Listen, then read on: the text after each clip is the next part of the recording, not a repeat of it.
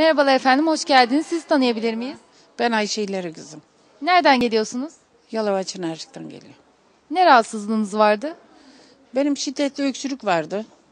Hamdolsun Allah'a o öksürüğüm kesildi. Ne kadar zamandır vardı öksürüğünüz? Benim işte 1,5-2 ay kadar öksürüğüm devam etti. Ondan da bayağı bir çok fenalaşmaya başlamıştım. Nasıl etkiliyordu öksürük sizi? Öksürüğüm gözlerimden yaş akıyordu. Hep kaçırıyordum üstüme başıma. Çok kötüydüm ben. Bitkisel ürünleri ne kadardır kullanıyorsunuz? 3 ay kullandım. Ne gibi faydalar gördünüz? Ne gibi faydalar? Eskiden yürümem de evden dışarı bile çıkmak zor geliyordu bana. Şimdi biraz yürüyorum Allah'a şükür eskiye göre.